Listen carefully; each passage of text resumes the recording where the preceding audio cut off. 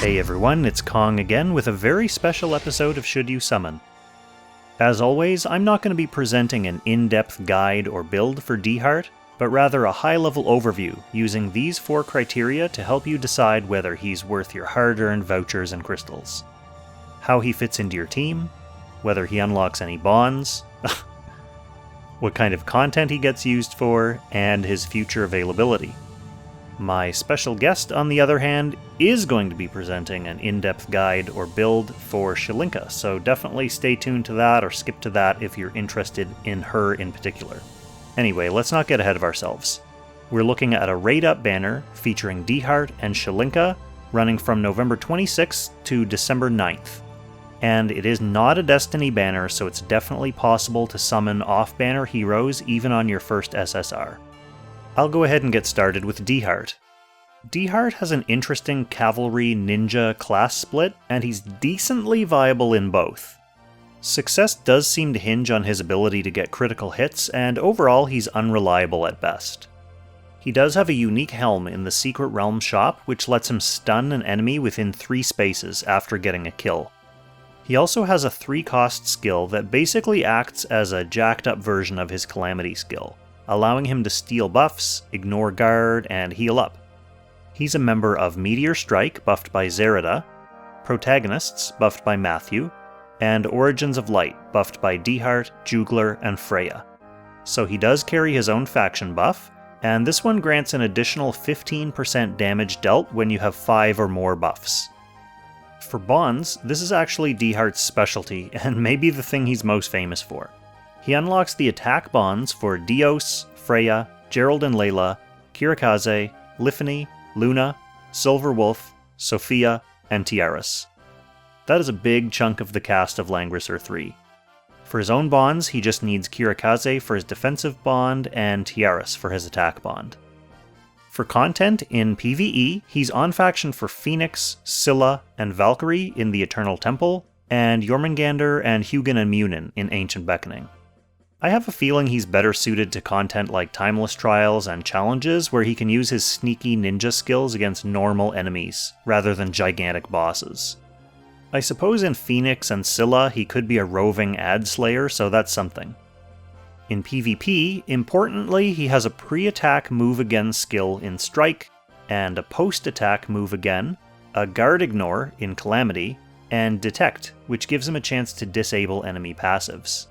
But look, even with all that, it would be a stretch to call him meta in any sense right now. He definitely needs some help. Fortunately, as far as help is concerned, I'm guessing he's a prime pick for an SP class sooner rather than later. Now, don't put too much stock in that because that's just my speculation. That's not based on any preview of anything that's come to China yet. But each batch so far has highlighted a main series protagonist, first Elwyn, then Sigma, so I think he's very close to the front of the line. For availability, as of the time of this recording, he doesn't appear on any upcoming banners on the schedule, at least up to late April. And if he doesn't get that SP class in the next round in China, then I wouldn't even expect him that early, to be honest. Okay, so next let's move on to Shilinka. Now, in my last video about Shilinka, I mentioned that she can be confusing for players who aren't familiar with her kit. You know who is familiar with her kit? Haute. Yep. That's how that word is pronounced. It's his name though, so if he says it differently, then listen to him. Anyway, I like my guests to do their own thing on this show, so do your thing. Hi everyone, Haute here. So today we're going to go over Shilinka. She's probably one of my favorite units in the game because she's a very high-powered damage assassin, as well as easily able to win you both PvE fights as well as PvP matchups depending on the setup of your opponent or the AI. The reason why she's a high-powered assassin is she has a very high base attack, 595. Most assassins in the game are around the 530, 520, 540 mark. So she's already has a higher base attack than most assassins. She has a couple of really unique skills. First, she can teleport. Fleeting Flash is a teleport 5 skill that then, after the teleport, gives her +2 mobility, as well as allows her to ignore enemy troops if there's at least one enemy within 1 block range of the target. As you can imagine, this allows her to do tremendous amounts of damage to most enemy heroes in both PvE and PvE settings, where if there is one troop adjacent to the target, both her troops and Shilinka are able to attack the hero directly and completely bypass the enemy troop, which allows her to one-hit most units in the game. Her other skill, Broken Dream, allows her to attack a single enemy dealing 1.4x damage. If you have melee soldiers, they will also attack. If there are no friendly units within 3 blocks of you, this attack ignores guard effects and you can move another 2 blocks after defeating the enemy. For all intent and purposes, this skill is the same as most assassin skills that allows you to ignore guard. The only difference here is it has a higher multiplier than most assassin's guard ignore skills. Most assassin guard ignore skills are 1.2x, 1.3x multipliers. And then it has this weird conditional where if there are no friendly units within 3 blocks of you, this attack ignores guard effects. Meaning that if you do have a friendly unit within 3 blocks of you, the attack does not ignore guard effect. This is something that many beginner Shilinka units get wrong. And they'll attack an enemy unit with a friendly unit within close range, which then causes them to not ignore guard and attack the tank, doing very low damage. This is something that you learn over time, but for all intent and purposes, in almost all cases, you can treat this as a normal guard ignore skill. Her last skill is a 1.6x multiplier that restores 30% of damage after battle and deals, or rather ignores, 20% of defense for each enemy adjacent to the target, up to 40%. And on top of that, if there are no enemies within 2 blocks of target, you can act again after defeating the target. So this skill, in combination with Fleeting Flash, is immensely powerful. What this skill means in application is that if an opponent has a unit adjacent to the hero that you're attacking, in a PvE setting, if an enemy AI unit is next to the enemy hero that you're attacking, troops are ignored because of Fleeting Flash, and on top of that, 20% defense on the target is ignored for each enemy adjacent to the target. As an example, if the enemy has 1000 defense, Shilinka using Bloody Grip can attack the enemy directly, ignoring 20% defense so that 1000 defense drops to 800 defense, and both her troops and herself will attack the enemy hero with 800 defense directly and completely bypass the troops. This is the reason why she's able to be used to one-hit many very high defense heroes in PvE, as well as one-hit PvP enemies such as Juggler, such as Landius, or such as Estelle. All of these are typically high defense targets, but once their defense is reduced and they get attacked directly, they are effectively one-shottable through the power of Shilinka. The other part of our Bloody Grip skill, which is extremely powerful, is if there are no enemies in 2 blocks of target, you can attack again after defeating the target. If an enemy, as a scenario, in either PvE or PvP, is by itself, you can attack it with Shilinka using Bloody Grip. It won't ignore guard, nor will it ignore the enemy's troops, nor will it ignore defense, but it'll still kill most squishy units such as mages, archers, flyers, and after Shilinka kills them, she's then able to move again and use her guard ignore skill. So effectively, Shilinka can kill 2 units in 1 turn, which is another one of the reasons why she is extremely impressive in PvP, and in PvE setting is just an easy way to clean up the map as fast as possible. Her other skills, Air Slash, Strengthen, Defense Break, Deathmatch, Snipe, and Ephemeral Flower, are sometimes used, but extremely rarely. Ephemeral Flower is much more of a tank skill. If you're building your Shilinka with Skeleton Knights if you're bringing tanky equipment and you're trying to make your tank enemy skills. A Ephemeral Flower kind of makes sense, but for the most part, it's not frequently used. Air Slash can be used, but for the most part, again, her other 2 attack skills are much better. Strengthen is only in cases where Shilinka does not have a faction buff, or does not have a gospel, or some other type of attack plus skill, support skill on her. She can use Strengthen to increase her attack herself, without the need for a buffer. Defense Break, not really a good skill in my opinion, because of the 50% chance. The RNG, if this was 100%, it would be used much more often, but the RNG makes it not a good candidate over her other extremely powerful skills. Snipe is effective versus flyers. The only reason to bring Snipe, in my opinion, is if you're up against a tankless box, or you're up against a bunch of PvE enemies that are all flyers. Snipe is effectively better than Broken Dream if it's up against flyers and you don't need to ignore guard. And honestly, Deathmatch. Deathmatch is interesting because it does increase her attack by 12%.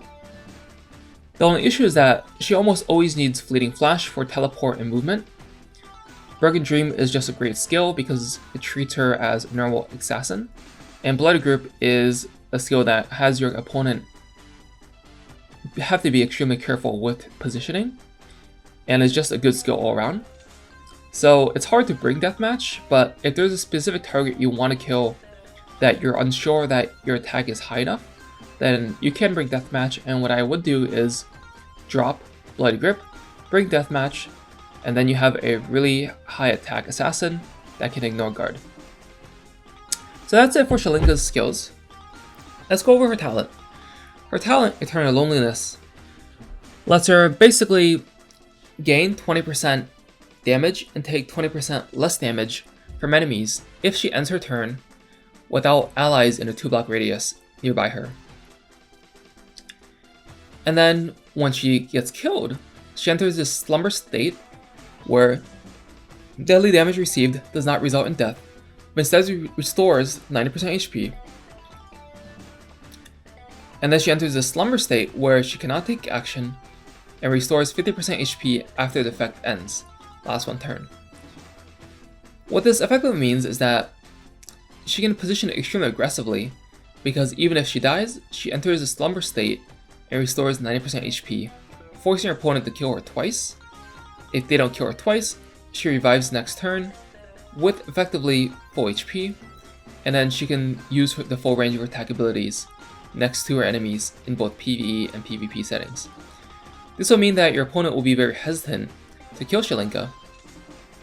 The AI doesn't care, they'll try to kill her anyway, but if in a PvE setting, the opponent will be very hesitant to kill her because they'll have to dedicate 2 DPS units to take her down. And if they don't, she comes back alive and kills them instead. The first part of her Eternal Loneliness skill, it allows her to go and have that damage reduction, which paired with a unit such as Heavy Infantry, and paired with equipment such as Bloodline Magic Armor. This is 30% damage reduction. Heavy Infantry have a base 20% damage reduction, and Eternal Loneliness gives Heavy Infantry another 20% damage reduction. So troops can effectively have 70% damage reduction. So even if you position aggressively, your opponent will have to face RNG, where they will have to break through 70%, or rather up to 70% damage reduction on troops using both range attack or melee attack, depending on if Shilinka has Bloodline Magic Armor equipped or Aeolus Grip. So not only do they have to deal with her reviving and having to kill her twice, they have to deal with even being able to kill her the first time because of the sheer RNG from equipment compounded with her talent and compounded with the base damage reduction that Heavy Infantry has. She's much squissier with bandits and vibrant snipers, but Heavy Infantry, the opponent has to think twice on whether or not they can even kill her on the first attack. So Shilinka has a number of useful troops. She has bandits, skeleton knights, Firebrand Snipers, Sky Archers, Elf Masters, Cyborg Vessels, Heavy Infantry as her Tier 3 troops. Of these, the most useful ones, in my opinion, are Bandits, Firebrand Snipers, and Heavy Infantry. The reason why is, between Cyborg Vessels and Heavy Infantry in almost all cases do more damage, and they have this 30% defense increase, which makes them more bulky. Elf Masters are one of the worst troops in the game, because their bonuses only work on woods and mountain terrain, which some maps don't even exist. Sky Archers used to be great, because they had this hidden extreme magic bow effect, where flyers attacking them in melee will take full damage, even when she doesn't have an extreme magic bow equipped. But that has since been patched out of the game, and as a result, Sky Archers are no longer, in my opinion, a good troop, because she typically doesn't need flying, since flying comes from this fleeting flash ability.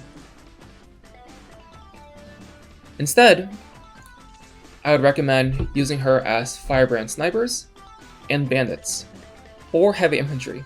Firebrand Snipers are typically used when she needs the flying ability on maps with a lot of mountains, a lot of mobility decreasing terrain. Bandits are used for the same reason, except use Bandits if you know the opponent has fixed immunities, because Firebrand Snipers wouldn't be able to do their fixed damage after battle if the opponent has Bracers, if the opponent has Juggler with his Extreme Dragon Barrier, and also in maps or bosses for PvP content where they're fixed immune and Shilinka needs flying. That being said, for almost all PvE content, as well as the majority of PvP maps, I'd recommend using Heavy Infantry. The reason why is Heavy Infantry do more damage than both Bandits and Firebrand Snipers, and they're also bulkier than either of these two troops. Oh, and the last troop I forgot to mention is Skeleton Knights. Skeleton Knights are a great troop for most units that want bulk.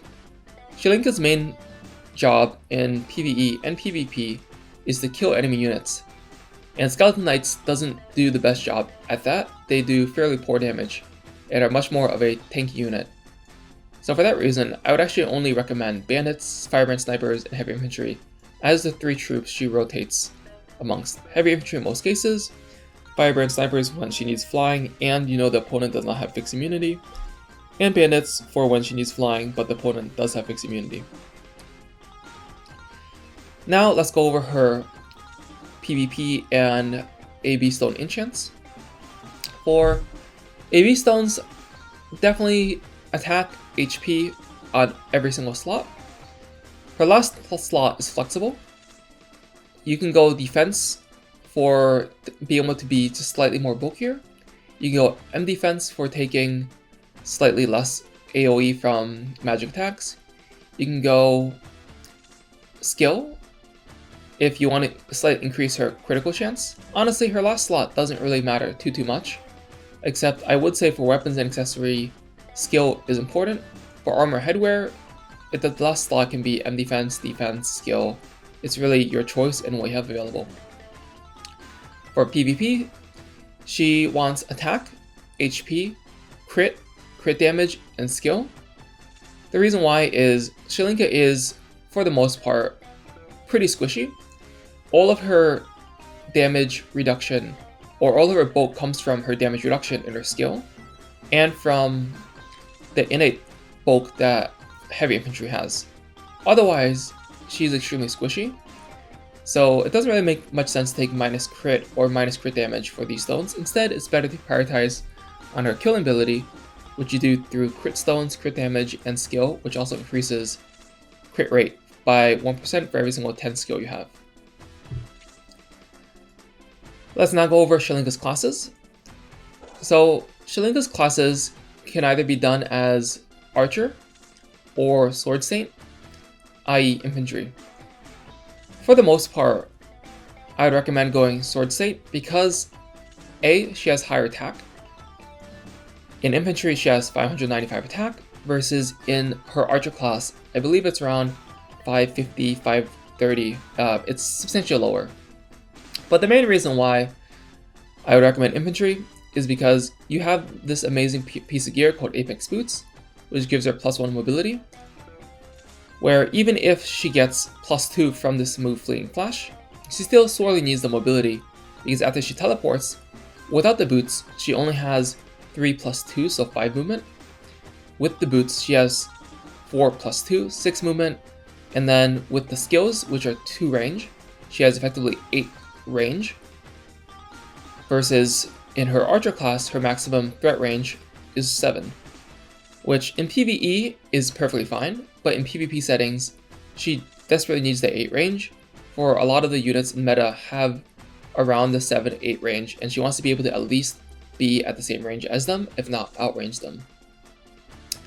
That being said, one nice thing about her flyer class is she can equip a Extreme Magic Bow and run Sky Archers or run Firebrand Snipers, and then any single flyer unit, such as Ares, in a PvE setting, it could be any one of the Wyvern Riders, any of the flyers hacked into her will effectively kill themselves if she's in her flyer class, if she has Extreme Magic Bow equipped, and if she has Sky Archers or Firebrand Snipers as her soldier, because of the advantages that the Archer class has over flyers. In a PvP setting, her Archer class is useful for the same reason. Enemy Ares, enemy Angelica, enemy Angelina. There's so many heroes in the game that have similar sounding names. But any double flyer attacking into a double Archer Shilinka will kill themselves if she has Extreme Magic Bow, and 100% if she's on terrain, because Archers get bonuses on terrain.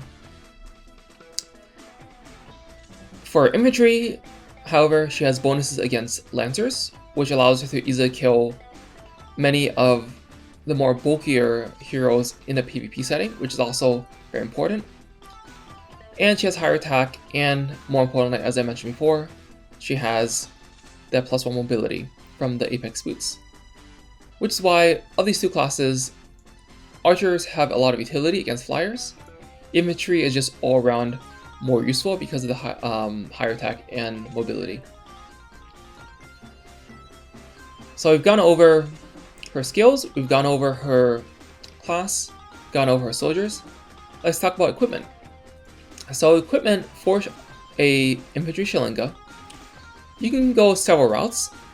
The most common is Seal Guardian, because it has the highest attack, plus it gives some defense, versus some of her other options such as Demon Slayer, such as Memers, such as Frostrend.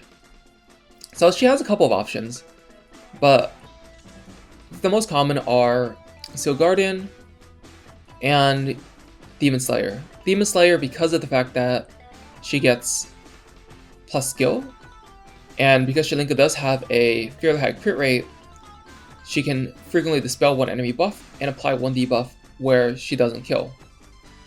I'm personally not a fan of using Demon Slayer because in almost all cases, Shilinka should be killing if she's hitting an opponent. So what I personally recommend is using a Seal Guardian for that defense bonus plus attack. You can even use a Frostrend for the additional skill plus attack.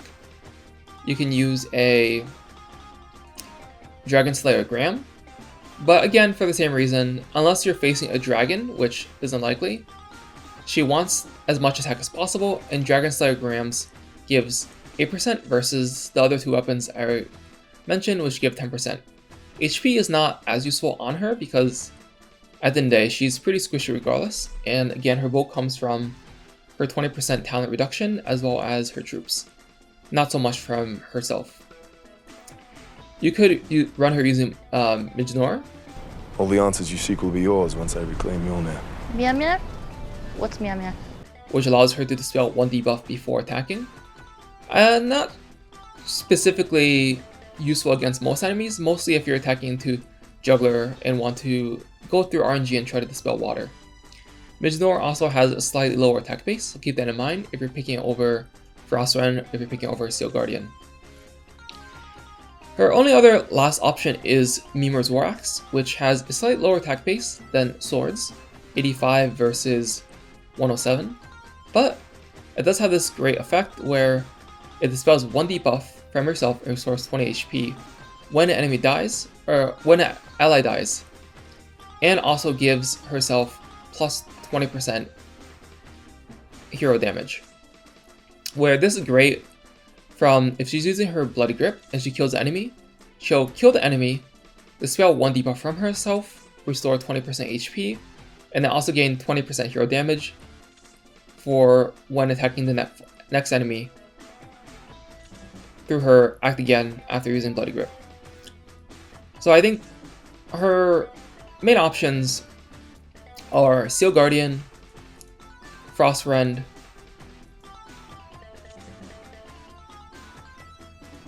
Mijnor, and Mimer's War Axe. My personal favorite is Mimer's because of the healing ability that she has while she doesn't sleep, the healing ability she has while she attacks again twice, the gaining 20% hero damage. I just think there's a lot of utility from the Warhammer, which the other weapons don't have, in exchange for slightly less attack. As far as her enchants, Breeze is actually not super useful because when she uses her teleport self buff, when she uses Fleeting Flash, she gains +2 mobility, which Breeze does not stack on top of. And as a result, because they don't stack, I wouldn't recommend Breeze. She could go Rough Sea, she could go Full Moon, she could go Meteor. Rough Sea and Full Moon are for maximizing her attack. Meteor is for maximizing her damage. Because Shilinka does have such a high attack base, and because Shilinka does have a fairly high attack relative to most assassins, Meteor is fairly useful, and does slightly more damage than Rough Sea and Full Moon, but for the most part, they are fairly close, so either Rough Sea, Full Moon, or Meteor would work on Shilinka. It just honestly depends on which scrolls you have available and what you have a surplus of. As for the rest of her equipment, her armor really doesn't matter. She can go Bloodline Magic Armor, which is really good for while paired with Heavy Infantry, because Heavy Infantry do have a base reduction of 20% damage from their Aniki training line. Bloodline Armor, Aeolus, both of these will effectively give you Shilinka troops 50% damage reduction if they activate. Bloodline is for melee, Aeolus is for ranged. She could go Giant's Resolve, she could go Mirror Armor, she could go Gaia. Honestly, any like Aeneas, Ancient Plate Armor. Basically every armor works for Shilinka, but ever since they patched the Extreme Magic Bolt Hidden Effect, where previously she could use Mirror Armor to break Last Rites on a attacking flyer, and then she could counter kill because Last Rites is broken, and because of the hidden Extreme Magic Bolt effect in Sky Archers. Ever since that was patched out, Mirror Armor isn't that useful anymore. But again, all the armor options work. But I personally would recommend Bloodline or Aeolus Battle Armor to give her troops 50% damage reduction when they do activate when she is using Heavy Infantry. For her headgear, Tire is definitely the best piece of headgear because it does give her the if taking action and you had dealt damage, skill damage is increased by 10%. It effectively just increases her damage output, which as a high damage assassin she wants. For accessory, as I already mentioned, Apex Boots is the best. If you don't have Apex Boots for the plus mobility, you can use something such as a Lone Star, such as Slayer's Emblem, or such as a Judge Emblem, just for those additional bonuses when you're attacking specific classes. One other thing as it relates to her headgear is she does get a unique piece of headgear later on that effectively does the same thing as your Tire, as well as extends all of the buffs on Shilinka by 1. So, meaning if you have Breeze, for example, which again I don't recommend, but if you have Breeze, the Breeze effect is extended by 2. The Fleeting Flash effect is extended by 2, meaning that it lasts for 2 turns, meaning that she gets +2 mobility for 2 turns, as well as has the death blow effect up to 2 turns, which is extremely powerful. If you use Strengthen, if you use any type of buff on Shilinka, those also last for a turn longer, which is pretty huge. Shilinka's Headgear, I believe, is slated to come out in the January-February timeframe. It's extremely powerful, so I wouldn't put too much enchants into your Headgear because it does get replaced later on by her unique. It makes her a lot more versatile for many boxes in PvP, as well as makes her more versatile in PvE settings. So if you're thinking about building Shilinka for PvE content, I would recommend using her on maps where you can make good use of her Bloody Grip skill and kill 2 enemies in 1 turn. You can use her as a meat shield, so to speak, because she does have revive, or using her to take down a very high powered enemy by using Bloody Grip to ignore defense, and using Fleeting Flash's assist ability that allows her to attack the enemy hero directly. Most of this would be found in shorter maps such as Time Rift, such as Story Mode, or Timeless Trials. I would not recommend bringing her to maps such as Ancient Beckoning and harder, longer challenges such as those ones found in events. She shines best in short burst content, or maps that can be completed within, I would say, 6-7 turns or less. For example, there is this one story map where there is an enemy hero that's a Lancer that has 1000 defense and 40,000 HP. She can one-shot that, so she's great to bring if there's a specific hero you want to take down because of the double red advantage that she has, and because of Troop Ignore. The same applies to Flyers because she can be run as double Archer. So unless there's a short map that's very burst orientated that can finish quickly, or there is a specific enemy hero you want to take down, I typically wouldn't recommend bringing Shilinka to longer PvE fights. That being said, she is usable for a lot of the dailies. You can use it for Aniki Gym, you can use it for Training School, you can use it for Goddess Trials. You can't use it for Goblins just because her skill set doesn't work in the Goblin map as well as AoE characters. You can use her for Bonding Realm. I would not use her for Eternal Temple because, again, this is an example of fights that take multiple turns where you can't even burst down a specific enemy, and it's just not a good matchup for a kit.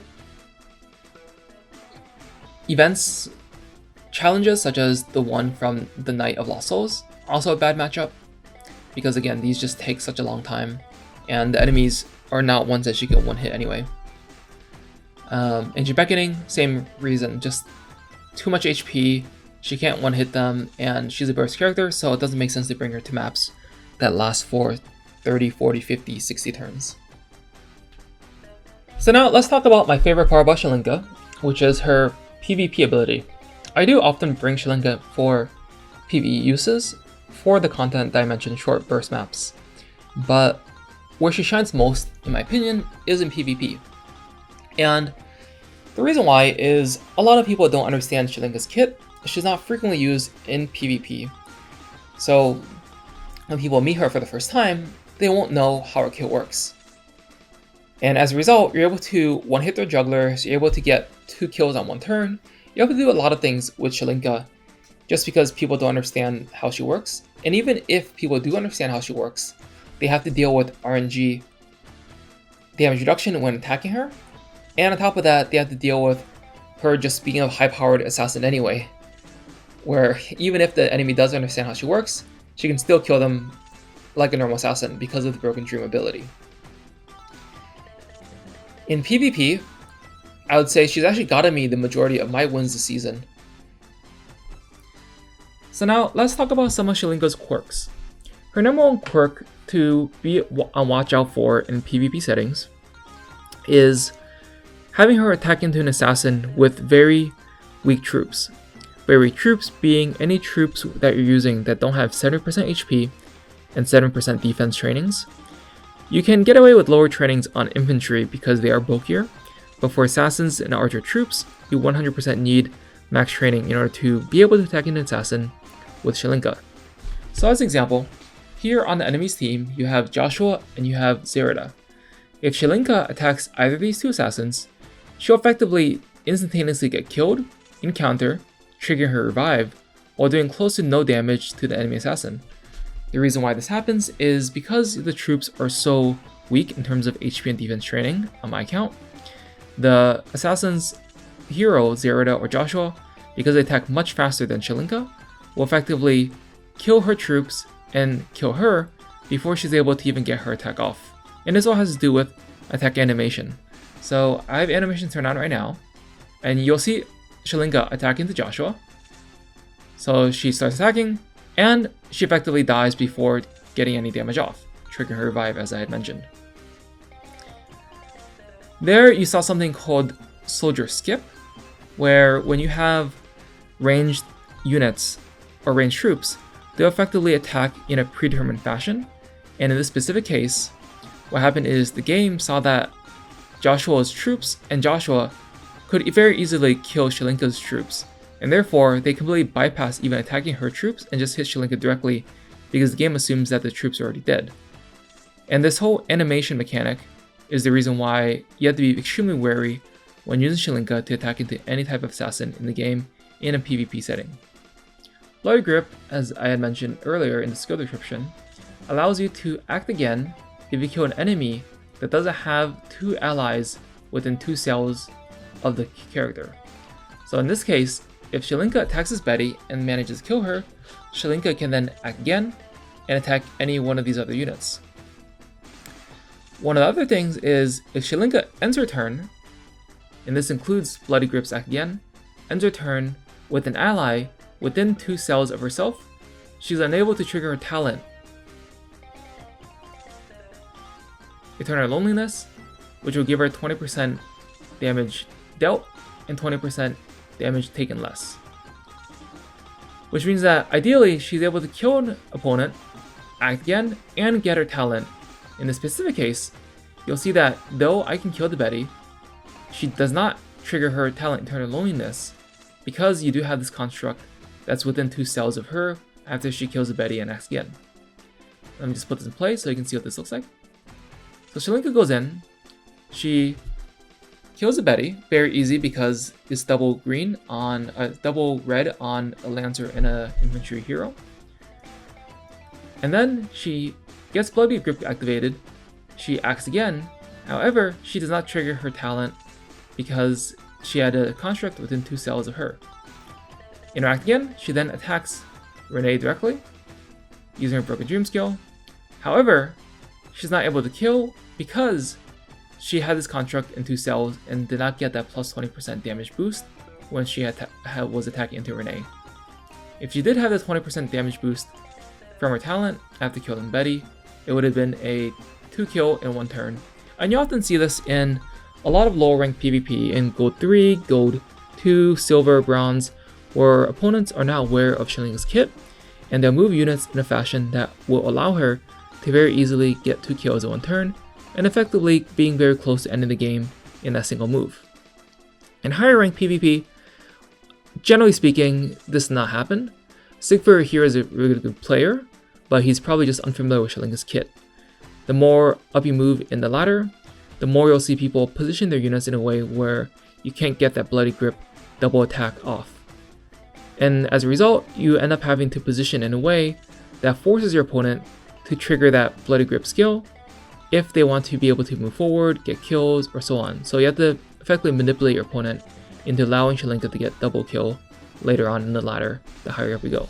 Now we'll talk about Shilinka's quirk number 3, which is her ability to tank bust in both PvP and PvE settings. And the reason why this happens is because of the skill Bloody Grip in conjunction with her skill Fleeting Flash. Fleeting Flash applies this bonus or this power up called Death Flow, which allows her to ignore troops on any enemy hero as long as they have at least 1 adjacent hero to the enemy target. And her Bloody Grip skill allows her to ignore 20% defense for every single ally adjacent to the target.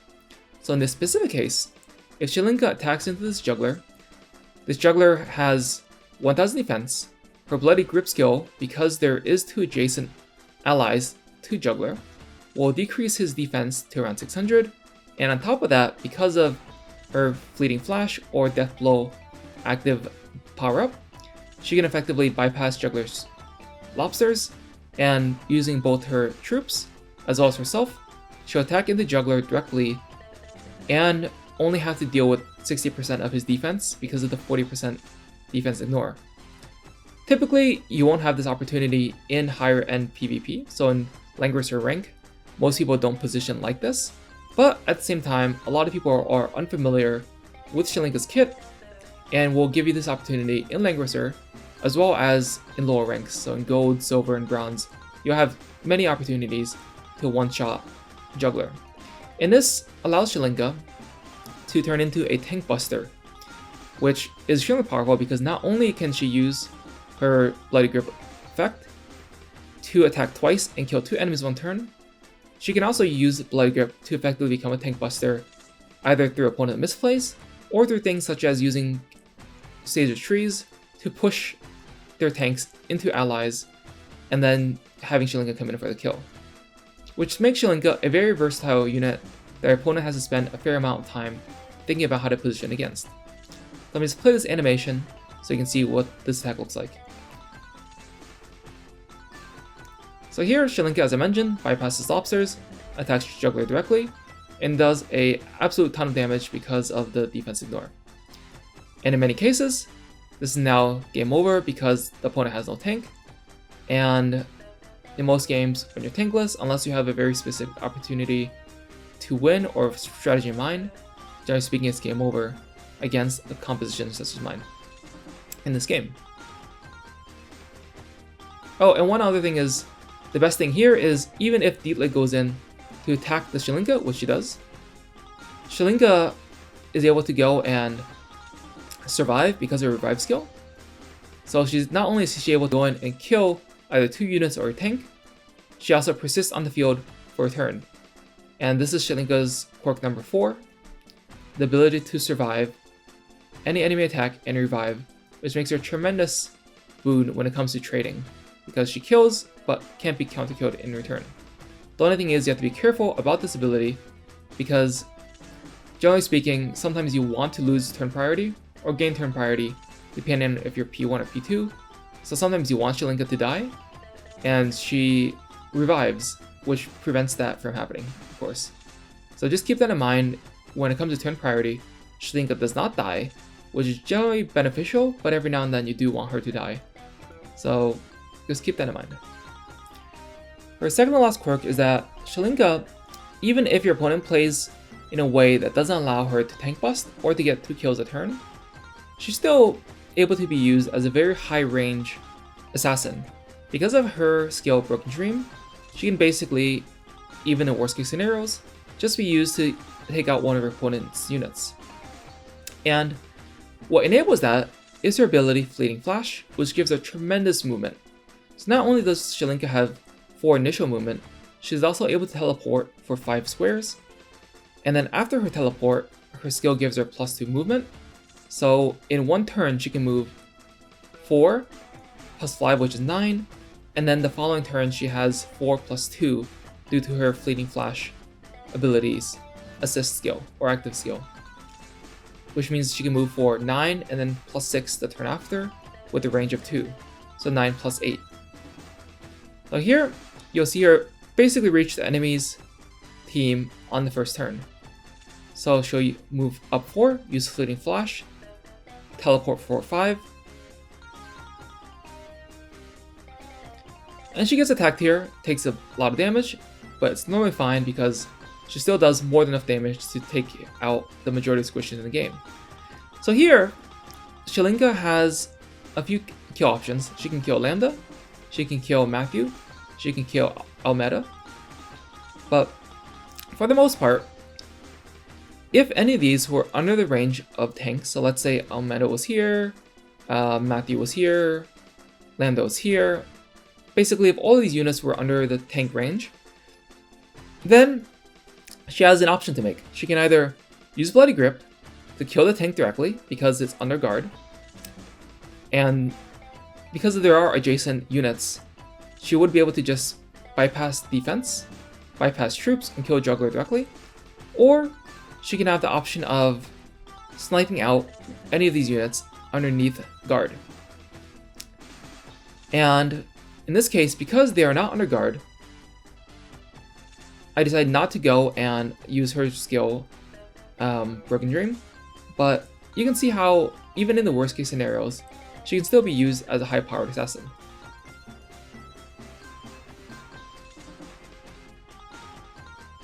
So as you hear, I use the skill Bloody Grip. But had I gone and used her skill Broken Dream, which in hindsight I should have, she would have been able to attack Almeda here and then retreat 2 blocks because of the skill Broken Dream allows her to retreat 2 after defeating an enemy unit. So her last and final quirk is just the ability to be able to be used as a high power assassin, even in the worst case scenarios where she can bypass guard and attack, kill an enemy unit, and then retreat 2 cells. So even if an opponent plays out in a very star pattern, where you have a unit that is 2 range away but still in guard. So if your opponent fans out, you can't use Bloody Grip, but you can always still use Broken Dream to snipe the unit and then retreat 2. So the main takeaways from this is Shilinka is an absolute powerhouse that allows you to be able to kill tanks, allows her to be able to kill 2 units in a row, and also, even in a worst case scenario, when your opponent, which you often find at upper Langrisser rank, even when your opponent plays very well against her and doesn't have position mistakes, she can still be used just as a high power assassin and then retreat back 2 cells. And that's it for my Shilinka review. Thank you so much for listening. And hopefully this encourages you and inspires you to build out Shilinka, who I think has absolutely carried me in some PvE settings, as well as throughout most of Apex Arena this season. Thanks so much, Haute, for that amazing in-depth breakdown. I will just quickly fill in 2 should you summon staples for the sake of completion. She's a member of Meteor Strike, buffed by Zerida, and Mythical Realm, buffed by Gizaroth and the Sage of the Trees. She doesn't unlock anyone else's bonds for now, and she needs Brenda for her defensive bond and Rainforce for her attack bond. So, after that excellent in-depth guide, here's the quick and dirty summary. We have Dieharte, who unlocks the attack bonds for Dios, Freya, Gerald and Layla, Kirikaze, Lifany, Luna, Silver Wolf, Sophia, and Tiaris, and he carries a faction buff for Origins of Light. We also have Shilinka, who has access to a teleport, a guard ignore, a direct attack, an act again, and a self-revive in some form or another. She can trick inexperienced players, but she does take some telegraphed setup, and she comes highly recommended by a much better PvP player than me. Just one final note about upcoming banners. We've got a couple more catch-up banners coming up after this one. Next week is a Destiny banner featuring Lanford, Shelfaniel, and Virash, and the week after that is another Destiny banner, this time a rerun of the Elwyn, Leon, and Bernhardt banner. The next new characters are coming out after those 2 banners, and it's the highly anticipated new player traffic driver crossover with the Overlord franchise. I'll talk more about those characters in their own Should You Summon video, but in the meantime you can take a look at my Overlord Meet Langrisser video for just a quick high-level look at who these characters actually are. Okay, I hope this video was helpful. Let me know in the comments if you're braving the lack of a Destiny summon to try to pull someone on this banner, or if you're saving up for Overlord or someone else. Also, please give some props and shoutouts to Haute in the comments. He deserves it for all the hard work he put into this video. So thanks again so much for watching, and I'll catch you in the next Should You Summon.